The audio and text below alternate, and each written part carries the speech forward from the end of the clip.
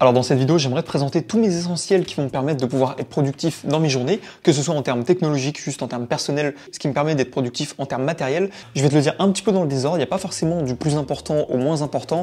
Chaque chose est très importante selon moi, après à toi de l'adapter en fonction de tes besoins. Il y aura peut-être des choses qui vont être importantes dans ce que je vais te dire et même tu vas pouvoir peut-être les acheter par la suite.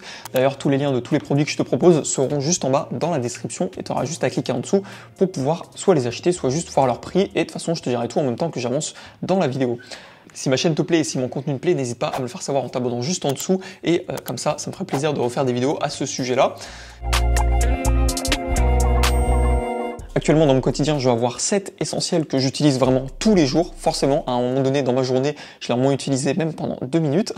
Mais au moins, c'est des choses que j'utilise vraiment tous les jours. C'est pas forcément juste des choses qui sont superficielles.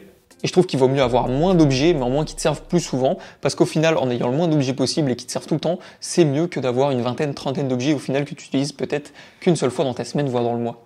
Le premier objet le plus important à n'importe quel âge que tu as, à n'importe quel moment de ta vie, ça va être tout simplement un ordinateur. Tu peux voir que là, actuellement, je suis avec un MacBook Pro M1 de 2020. Il m'a coûté à peu près 1800-1900 euros parce que j'avais une réduction à l'époque et qui coûtait, je crois, 2100 euros. Sauf que maintenant, vu qu'il n'existe plus en neuf, il existe qu'en l'occasion autour des 1400-1500 euros. Sinon, faut se tourner vers un MacBook Pro M2, les nouvelles générations, que je te mettrai du coup dans le lien sur le site d'Apple et qui va commencer à partir de 1600 euros. Mais du coup, tu vas me dire, mais pourquoi moi, il a coûté plus de 2100 euros? Parce que j'ai changé les caractéristiques dedans. Déjà, je vais avoir 16 Go de mémoire, alors que normalement, sur les Mac de base, tu as 8 Go, mais du coup, moi, je l'ai augmenté pour passer à 16. Et aussi parce que j'ai mis un SSD de 512 Go, alors que normalement, c'est un SSD de 256 Go. Donc 256, je trouvais ça vraiment trop léger. 512, j'aurais bien aimé mettre un peu plus, mais du coup, après, en termes budget, ça devenait un peu cher. Donc je me dis que si par la suite, j'ai envie d'avoir un peu plus de stockage, et c'est pas grave, j'aurais juste à acheter un disque dur externe. Et je regrette pas du tout d'avoir acheté ce Mac parce que du coup je l'ai acheté en 2021, c'est un Mac de 2020 et du coup ça va faire 2 ans que je l'ai. Je m'en sers vraiment tous les jours, que ce soit pour faire du montage, juste pour être posé devant YouTube, juste pour répondre à des mails ou alors faire d'autres tâches que je fais du coup dans la vie de tous les jours. Et je pense que selon moi, avoir un Mac, c'est vraiment le meilleur ordinateur portable de nos jours parce que si tu vas acheter un ordinateur Windows, il va tout de suite falloir mettre 2000 euros pour avoir un bon ordinateur qui va pas forcément non plus durer dans le temps. Un Mac, ça coûte assez cher pour les caractéristiques qu'il propose, mais au moins ça va durer plus longtemps dans le temps et même si au début c'est un peu compliqué de passer d'un Windows à un Mac, je te jure qu'on s'y fait quand même assez rapidement et moi je me suis fait à peine, je pense, en 2-3 semaines et j'étais déjà rodé pour être sur Mac.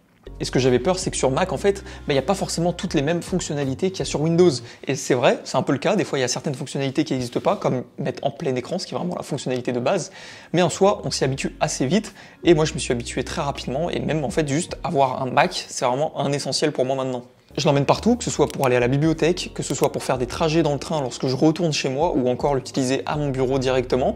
C'est le bon compromis entre avoir un ordinateur puissant et en même temps qui puisse se déplacer pour travailler un peu n'importe où. Le deuxième objet qui m'a permis de gagner en productivité, ça va être tout simplement un agenda, que ce soit un carnet, peu importe, un livre où tu puisses écrire quelque chose. Pas besoin d'un bon stylo, tu vois, genre juste un stylo comme ça, de quoi écrire un carnet. Et en soi, ça fait l'affaire. Le fait d'avoir un carnet, en ce moment, c'est vrai que je ne l'ai pas énormément fait, mais ça va me permettre de pouvoir écrire du coup dans ce carnet. C'est logique, c'est fait pour ça. Mais au moins, ça va me permettre de poser vraiment mes pensées à l'écrit. Parfois, je peux avoir des idées dans ma tête, étant donné que vu que j'ai 100% de mon temps libre, et parfois, je peux avoir un peu toutes sortes d'idées dans ma tête, parce que vu que du coup, j'essaye de produire quand même du contenu, j'essaye de lancer des projets de mon côté. Et parfois, garder un peu tout en tête, c'est pas forcément la meilleure des solutions. Du coup, ce que je fais, je prends mon carnet, je prends un stylo, j'écris sur la première page que je trouve, et au moins, ça me permet de le poser à plat. Et si à un moment donné, j'ai envie de retrouver du coup l'idée que j'ai pensée, j'ai juste à aller voir dans mon carnet directement, et c'est là que je vais le retrouver. Et ça m'a pas seulement aidé en termes professionnels où je devais écrire des choses dans ce carnet, ça m'a aidé aussi en termes personnels parce que, étant donné que je vois pas énormément de monde, mon côté sociable, il est pas forcément rempli tous les jours, je t'avoue. Du coup, écrire dans ce carnet, ça m'a pas seulement aidé à poser mes pensées professionnelles, ça m'a aidé aussi de juste relativiser sur les choses qui se passent dans ma vie et juste quand même de réfléchir un petit peu et de poser vraiment toutes les pensées. Ça me permet de relativiser et de voir un petit peu la chose à la troisième personne pour éviter de tout voir comme si je subissais chaque situation. Bon, t'es peut-être étudiant, tu dois pas avoir énormément de moyens, mais tu dois bien avoir en moins 10, 15, voire 20 euros pour acheter un livre. Franchement, acheter des livres, c'est vraiment le meilleur des trucs qui me soit arrivé, même si je lis pas énormément. Après, je dis pas qu'il faut tout de suite que tu achètes un livre et que tu le termines dans la journée. Juste en moins acheter un livre, commencer à lire à peine 10 pages par jour, ça peut être un bon moyen déjà de se discipliner, à faire en moins une chose qui n'est pas forcément agréable, mais qui va le devenir par la suite, une fois que tu commences à lire. Et en moins juste de découvrir de nouvelles choses, parce que certes, si tu es tout le temps sur les réseaux sociaux, si tu es tout le temps sur ton téléphone, sur ton Mac, c'est pas forcément la meilleure des solutions juste pour être productif et être en bonne santé mentale. Parce que les réseaux sociaux, comme beaucoup de choses, tu vas avoir une dépendance du coup aux réseaux sociaux, que ce soit pareil avec l'alcool, avec la caféine.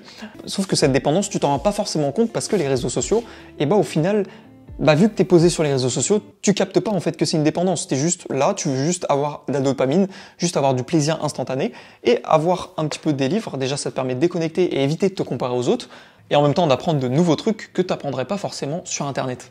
Là, je te présente 2 livres. J'ai Deep Work, du coup, qui va te permettre de travailler en profondeur avec l'état de flow, où en gros, tu rentres dans un état de flow, c'est-à-dire tu rentres dans un état où tu as envie de bosser, tu rentres dans un état où tu arrives à travailler de façon efficace sur plusieurs heures. Et en même temps, l'art subtil de s'en foutre. Celui-là, je le conseille fortement parce qu'étant donné que j'ai pas forcément beaucoup de potes sur Lyon et juste que je suis un peu en mode solitaire, ça me permet, comme le carnet, de relativiser et juste te rendre compte qu'en fait, le quotidien des autres, il n'est pas forcément meilleur que le tien. C'est pas parce que tu vois certaines personnes faire certaines actions que ça veut dire qu'elles ont forcément une meilleure vie que la tienne. Au contraire, même elles sont passées par des phases pires que celles auxquelles tu as été confronté. Et ça permet d'avoir un petit peu un regard là-dessus. Et du coup, voilà, ces 2 livres, c'est ceux que je suis actuellement en train de lire. Peut-être que je ferai une vidéo récemment où je vous parle d'un de ces 2 livres et tous les bénéfices qu'ils m'ont apporté directement dedans. Le 4e objet, tu le vois sur moi depuis le début de la vidéo, ça va être présent directement sur mon poignet, ça va être une montre.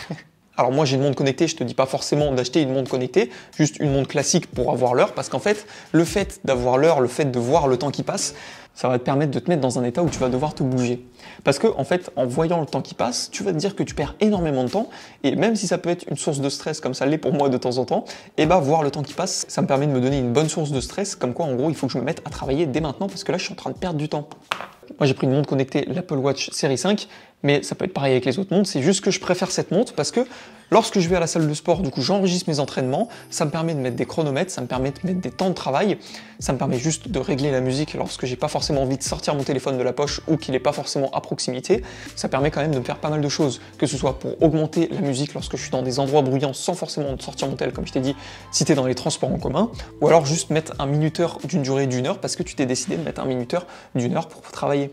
Et comme je l'ai déjà dit, avoir une montre à son poignet, tu pourrais te dire que tu es plus connecté parce que du coup, tu as le téléphone, tu as le montre, tu as l'ordinateur. Mais au final, avoir une montre à son poignet, ça permet de garder seulement les notifications importantes comme les messages ou encore les mails et d'avoir tout le reste qui sera sur son téléphone sans forcément que tu gardes ton téléphone à proximité. C'est ça l'objectif. Parce qu'en plus, sur l'Apple Watch, tu peux pas faire autant de choses que sur ton téléphone. Tu vas voir que les choses importantes comme les SMS, tu vas pouvoir les lire et au final, essayer de répondre par des petits messages qui sont assez courts ou alors passer à la suite et reprendre la tâche que tu es actuellement en train de faire. Ça, c'est vraiment mon indispensable de 2023, 2022, 2021, depuis que je suis en études. Ça va être des écouteurs sans fil. Ici, c'est des AirPods Pro de 2e génération. Et pourquoi particulièrement des AirPods? Parce que déjà, ils s'intègrent parfaitement dans l'écosystème d'Apple. Après, il y a forcément toujours des problèmes. Je dis pas que Apple, c'est incroyable et c'est meilleur que tout. C'est juste que, vu que moi je suis dans cet écosystème, ça fonctionne très bien lorsque tout est ensemble. Si forcément tu es dans un autre écosystème, ça va fonctionner aussi bien dans ton écosystème. Déjà, pourquoi des écouteurs sans fil? Parce qu'en fait, avoir du filaire, c'est pas ouf, quoi. Parce que soit tes écouteurs, ils sont toujours mêlés, soit tu les perds.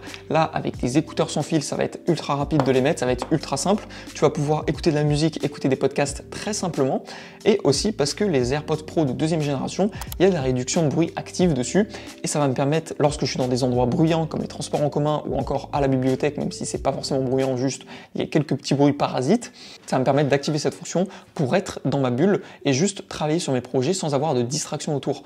Parfois même lorsque je suis à l'appartement, il y a ma copine qui est à côté, elle travaille sur ses projets, des fois elle est en appel, et moi, pour être tranquille, qu'est-ce que je fais? Je mets mes AirPods et je mets la réduction de bruit, comme ça me coupe du monde extérieur, et lorsque je suis à l'extérieur, je désactive cette réduction de bruit, et comme ça au moins j'entends les bruits ambiants, que ce soit les voitures, les vélos ou encore les trottinettes.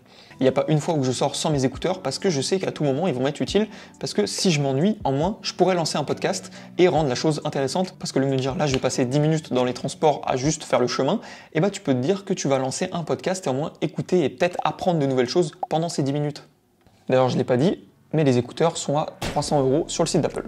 Là, il s'agit d'un indispensable, surtout tech et surtout, du coup, qui m'intéresse moi parce que c'est dans le domaine de la photographie et dans la vidéo. C'est un indispensable que j'utilise vraiment tout le temps, que j'ai tout le temps à portée de moi ou avec moi, au moins dans mon appartement, que j'utilise une fois tous les 2 jours minimum. Ça va être du coup la caméra qui me filme actuellement et c'est le Sony A6400 qui m'a coûté environ 1300-1400 euros, avec le boîtier qui m'a coûté à peu près 1000 euros, et l'objectif c'est un Sigma f1.6 qui m'a coûté 350 ou 400 euros, je sais plus. Et cette caméra permet de filmer mon quotidien, filmer les vidéos du coup que je vous propose en même temps sur YouTube, de prendre des photos pour moi et pour mes proches, ou juste des photos de ce que j'ai envie. Mais ça va pas forcément parler à tout le monde, du coup je passe directement à la dernière chose. Alors ça peut paraître un peu bête, mais juste ça va être d'avoir des lunettes anti-lumière bleue. Et pourquoi des lunettes anti-lumière bleue? Parce que je passe énormément de mon temps devant les écrans, que ce soit sur mon téléphone, sur mon ordinateur, ou juste sur mon ordinateur, parce que c'est là où je passe quand même 80% du temps. Et l'objectif en fait de ces lumières bleues, ça va être de réduire du coup la lumière bleue qui vient dans tes yeux pour diminuer les futurs problèmes que tu pourras engendrer à cause du coup des écrans et directement que ça va impacter tes yeux et peut-être que tu vas moins voir ou alors tes yeux sont moins habitués du coup à regarder des écrans parce que des écrans c'est comme si tu avais à chaque fois, chaque pixel c'était comme si c'était un mini soleil. J'abuse un peu parce que c'est pas la même puissance que le soleil, parce que ça va être une lumière qui va quand même t'agresser les yeux tous les jours. Et lorsque tu es 5, 6, 7 heures devant un écran, eh ben c'est pas non plus bon pour tes yeux, comme si tu regardais le soleil pendant à peine 30 secondes. Et en plus, le fait d'avoir ces lunettes anti-lumière bleue, ça me permet le soir, lorsque j'ai envie de travailler un peu plus tard que ce que je devrais m'autoriser, eh ben ça va diminuer la lumière bleue que je vais observer directement avec mes yeux et ça va plus me donner envie d'aller dormir parce que je vais réduire du coup la lumière bleue qui va être directement lancée dans mes yeux et par la même occasion, ça va permettre de reposer mes yeux pour éviter à chaque fois de trop les utiliser et comme je t'ai dit du coup, d'avoir des problèmes par la suite. Du coup voilà, c'est 7 choses, 7 objets que j'utilise dans mon quotidien tous les jours. Il y a en moins chaque chose que j'utilise une fois dans ma journée et ça sur tous les jours de ma semaine. C'est pas forcément des indispensables qui sont nouveaux, mais je trouve que ça sert à rien d'avoir des indispensables qui sont nouveaux ou juste qui sortent un petit peu de l'ordinaire, juste pour se dire bah j'ai des nouveaux objets, j'ai des nouveaux indispensables. Moi c'est vraiment mes indispensables de 2022 et même là de 2023 et je pense que ce sera encore mes indispensables de 2024. Il y a peut-être des choses qui vont disparaître mais qui vont réapparaître sous d'autres formes ou alors il y a de nouvelles choses qui vont réapparaître et dans ce cas-là je vous en ferai une nouvelle vidéo à ce moment-là. J'espère que tu as aimé cette vidéo, n'hésite pas à me dire ce que tu en as pensé en commentaire, à laisser un petit j'aime. Je te dis à la prochaine pour une prochaine vidéo, c'était Dorian. Ciao!